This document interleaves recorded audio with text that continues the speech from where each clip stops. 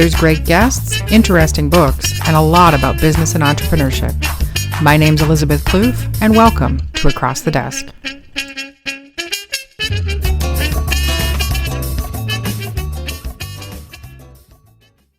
Hey, this is Elizabeth Plouffe, and welcome to Across the Desk. Today's a ballsy recap, if you will. And if you've listened to these ones before, you'll know that Ballsy is the women in entrepreneurship group that I started a couple of years ago now, almost. And it was started specifically to deal with business issues versus focused on networking and, the touchy-feely sisterhood situation, which, as you can tell by that comment, is not one of my favorite things. So I have amazing friends, and I have developed terrific relationships through operating Ballsy as well, and have met some incredible women. And today we were a small but mighty group, and it's intentional that we keep the group small. Today was only 4. Usually we're in the 8 to 10 capacity. But today, thank you very, very much to Marianne D'Alessandro, who operates Time Flies Admin Services, and to Holly Simmons, who is the goldenlasso.com, and Noreen Jones, which is PowerVac Services in Hamilton. And today we covered such a wide variety. The topic that was on the table was actually spring cleaning for your business. And what I meant by that was, over the summertime, most businesses experience a bit of a dip, especially if you're service-based and it's not seasonal. So if you're a summer-based seasonal business, then woohoo for you. We're already experiencing great weather, so off and running. But if you're somebody like me who offers communication services and things like that, typically you can take a bit of a hit in the summer because people, understandably, and they should, go on vacation, relax, do whatever. So what can I be doing during that time to get myself ready for, end of August, September, when things start to pick up again? And what can I be creating? What can I be doing? And that was on the table, as well as mentorship. And recently become very interested in mentorship. And a funny story was, today's Wednesday. So on Monday, talked to Hazel Van de Verken, who is the owner of Making Change Happen. And she's a terrific friend of mine and a member of Ballsy. And I said, I'm looking for a mentor. I'm starting a technology project, technology business, looking for a mentor. And we both came up with Rima Dougal, who owns and runs the Sitaran Group. And Rima's amazing, and she helps businesses with e-commerce. And I'll be honest with you, I'm not completely sure all of what she offers, but I really trust and value her opinion. And so I said to Hazel, you know what, I'm going to reach out. And so the next day, I had an appointment with the bank to take care of some business stuff. And I had sent Rima an email in the morning to say, hey, would you be interested in this mentor thing? And I hope she's okay with me outing her, but it's important that I share this point. I go into the bank and I spy a book table. And if you've listened to Wise Words, you know that I have a bit of a book issue. But I'll be jiggered if the first book on the table that I really spy is Bill Gates. It's his 1995 autobiography, and I don't have it in front of me, but I think it's After Time or something like that. And it's all about the development of a technology and software company. I was like, holy crap biscuits. So the universe was, having a little chitty chat. Then I received an email from Marianne D'Alessandro asking for help with one of her mentees, who's a small business owner that needs some mentoring around communications and website development. I was like, wowsy doodle. And then ended up having a terrific conversation with Rima, who has agreed to help me in this technology project as a mentor. And just the whole day was amazing around mentorship and reaching out and talking to people. And I'm so grateful for all of it. And it was just an amazing day. So that's kind of why I put it on the table for today at Ballsy. And we ended up having a conversation that had nothing to do with that, but just covered some incredible topics, which I'm going to share with you.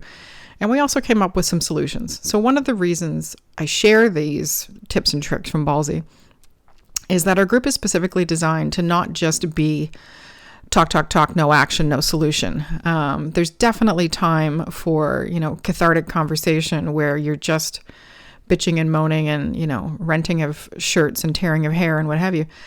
Typically, that doesn't happen. Typically, and it's happened every time, the group just completely rallies. And today was one of those days where the conversation, somebody needed to discuss particular issues. And I was so impressed. Holly is a John C. Maxwell trained coach And I think without even knowing it, she put her John C. Maxwell hat on and was just asking the most terrific questions and really guided the conversation to some key points that I'm not sure would have happened otherwise. And Marianne offered some terrific insights that were very helpful around the issue that we were discussing. And I was just blown away again, like just incredibly intelligent, giving women who come together for this group. And it's just awesome. So here were some of the things that we talked about. We talked about actually taking a break from social media and the value of that. Now, for me, that's a little harder because that's what I do for a living. So I need to keep up and what have you. But I do find myself indulging, and especially in stressful situations. And I think I've talked about this before, where you get a serotonin hit. You get that, I think it's serotonin, dopamine, one of the two, the feel-good hormone, whenever you go on social media and you either get a comment or a feedback or some kind of engagement. And the more stressed you are, the more fragile your mental state, sometimes the more you can end up checking in. So I've noticed when I'm stressed, me and Facebook are tight. And, checking in a lot and whatever, because I just need that little hit. That's damaging though, because it really affects your productivity and flow. So I'm putting a website blocker software on my laptop, and it's an online tool. And it's one that I've had before, and the name escapes me again. I will try and find it quickly. But those kinds of tools are really effective when you've got a lot to get done. And I've got some heavy projects coming up with my clients, and I can't afford to be messing around on, Facebook and Architectural Digest and all of those menial brain breaks that you can take too much of. And I really valued the member who shared that she'd done this. I really valued her honesty in the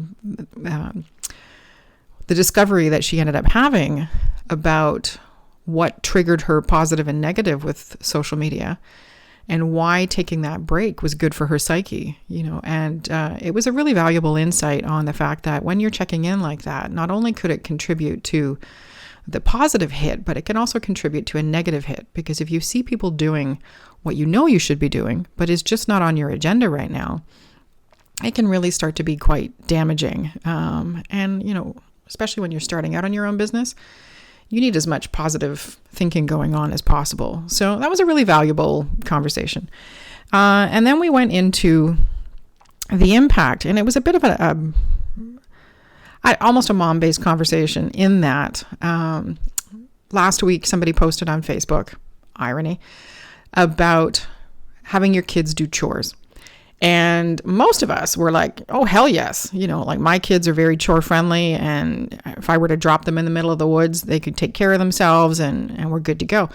And one mom piped up and she said, it was my decision to buy a 3-bedroom house, and it's my decision to have this and my decision to have that. Why should my kids be taking care of that for me? Blah, blah, blah, blah, blah.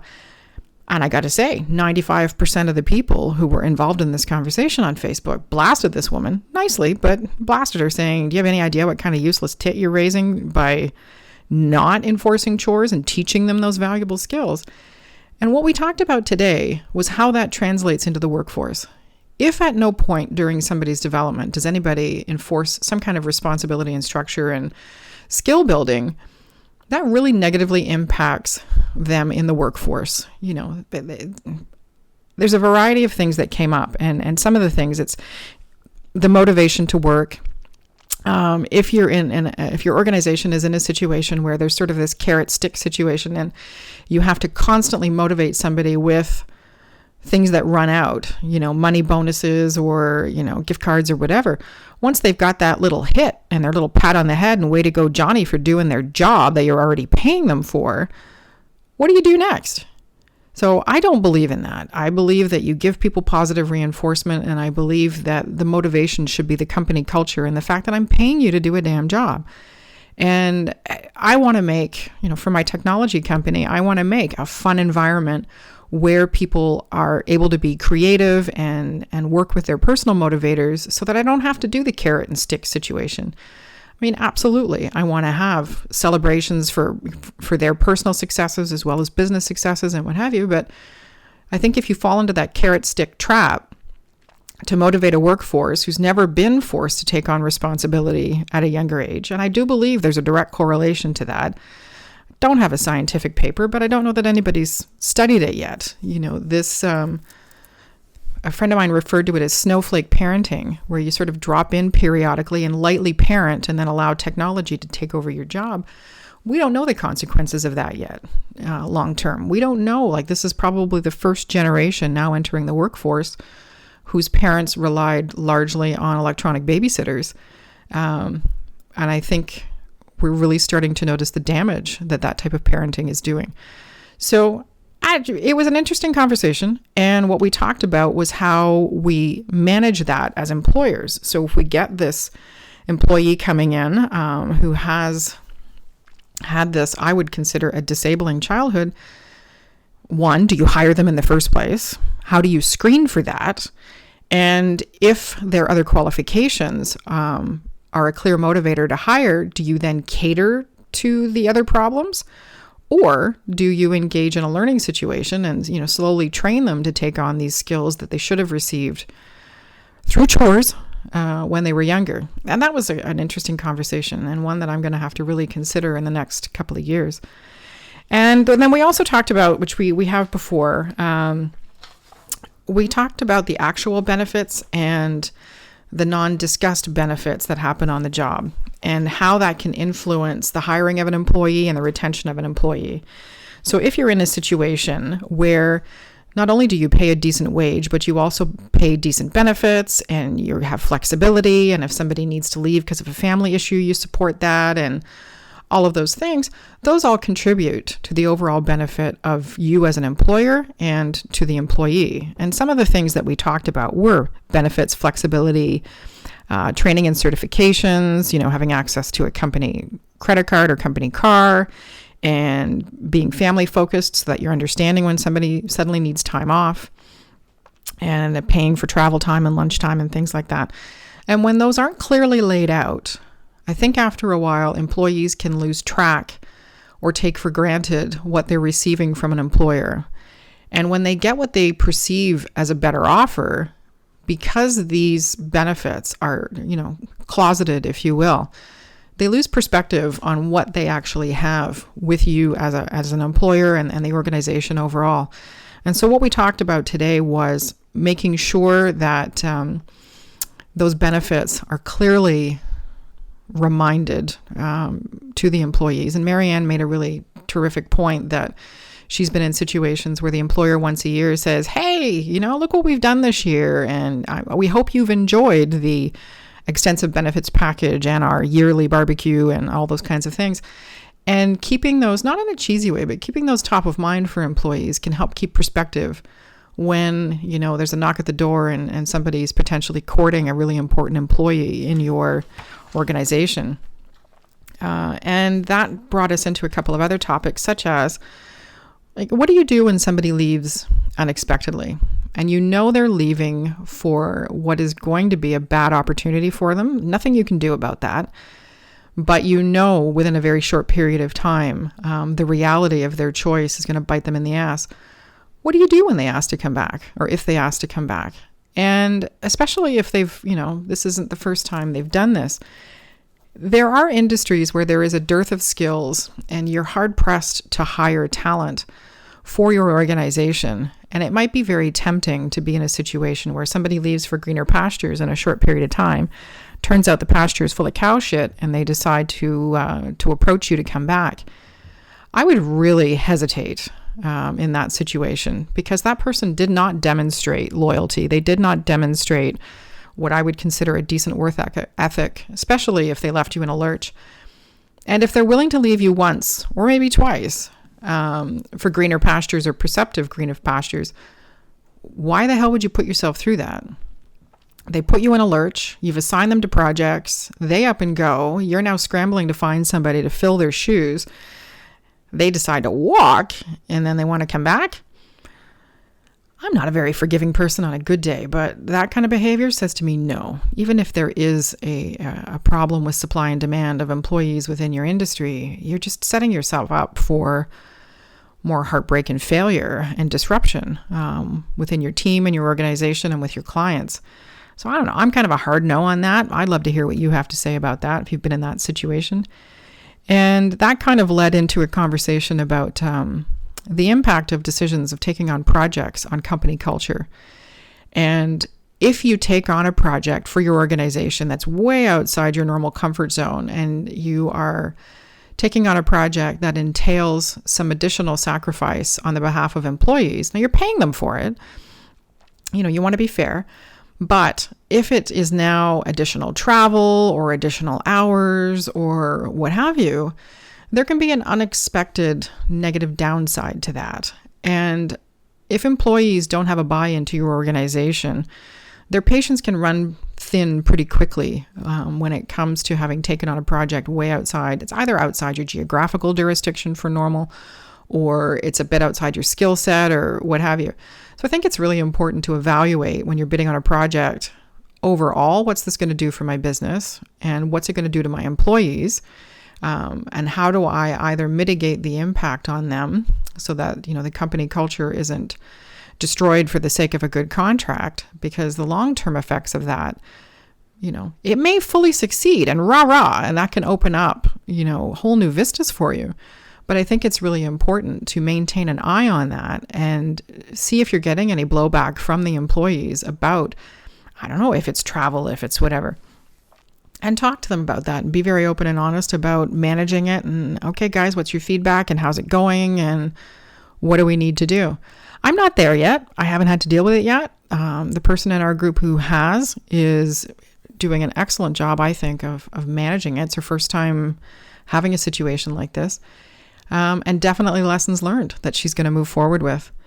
And one of the last things that came up was in business. I've had my business now for 2 years, and I'm relatively low key, right? So I keep my client load at a certain level that I know I can handle, and I keep other my volunteer projects within a certain level that I know I can handle. I'm pausing because my husband often looks at me like I'm a lunatic when I take something else on.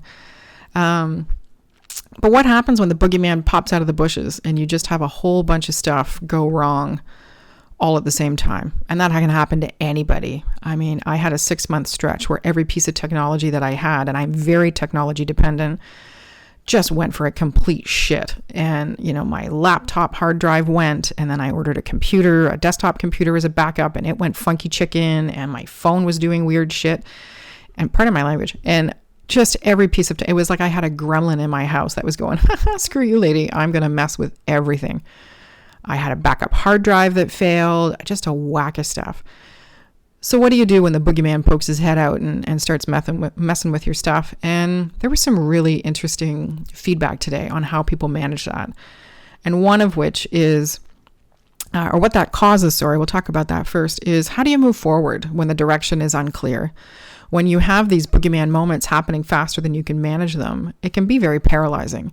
And you end up in a situation where you just might completely pull back and just stop pursuing new projects and stop everything so that you can catch your breath, which is completely reasonable. Within a certain amount of time, obviously. There may be some business people listening to this who are aghast, but you do need to pause. You're a human being. Capacity is what capacity is, and you can only take so much. And if the boogeyman's throwing you, broken technology and broken trucks and staff leaving and all this other stuff, eventually either you take a step back and pause or your head's going to explode. And so we talked about that, managing the stress. How do you bid on projects when you're not quite sure what's going on? And we talked about, things like keeping in mind tomorrow's another day. Keeping in mind if you have, faith in God, Buddha, universe, whatever you've got, what does that do for you? And one of the last things we talked about is what relaxes you and the difference between what relaxes you and what feeds the passion about your business. So if you are somebody who enjoys problem solving and strategy and whatever, and you find that what you think relaxes you also involves those muscles, what you can be inadvertently doing is contributing to a little bit of burnout, because your brain never gets a break from strategizing, from problem solving. And even though it's something that you enjoy and the perception is that you're relaxing, you could in fact be better off doing something completely out of the normal for you. Go for a walk, go for a hike. I don't know. I can't even paint a picture, whatever. Something that uses different muscles. so that, again, if you are very strategy focused, problem solving focused, your brain is allowed to rest. So that when you come back to the problems at hand and the boogeyman are starting to go back in the bushes and everything's kosher, you're able to focus and function and deliver. And I think we forget that as entrepreneurs. We forget what we need to manage the burnout. We forget what we need to manage the boogeyman or women, the boogie people. And I think it's out of all of these things, because we know all of this is going to happen. We know employees are going to leave. We know that we're going to have impact on our company culture through projects. We know that we're going to have to go through hiring and firing. We know that unexpected, technology things are going to creep up. How are you managing that? How are you managing the stress of that? Because I got to tell you, there have been times my husband has looked at me like I'm completely crazy. Could well be. So what do I do for that? I read. I read a lot for that. I find volunteering very stress relieving. And I really struggle to say that. What do I do to relax? I don't know. I watch Father Brown and Marvel movies. I know I need more things to relax. So what you might be hearing soon, I'm going to be going and getting a ukulele. And I'm going to learn how to play the ukulele. And I'm going to exercise those music muscles that I used to years ago when I played in a flute trio. And give my brain a break. Because the books I tend to read tend to be about business and business development, which is not a break for your brain. So maybe, I don't know, you might hear a ukulele concert coming up. Who knows? Could be. So I'd love to hear if you've been managing the boogie people. What do you do to do that? How do you relax? Have you ever noticed a pattern in what you use to relax is the same thing that is the passion that drives your business? And if you recognize that, what are you going to do to change it? What are you going to do to honestly give your brain a break? And that's it for today. Thank you again to my Ballsy women that come out every month and show incredible amounts of grace and intelligence, and just so thankful. And, not in a mushy way, but in a holy shit, I'm lucky way. These ladies are just phenomenal. And if you look up Ballsy Women in Business, my website should come up, but I've put up a new directory page that profiles some of the ladies who are the most consistent in coming out, and you'd be incredibly lucky to work with them. They are just phenomenal women. Aren't we all? Anyway, I hope you're having a fantastic day, and I will talk to you soon. Bye-bye.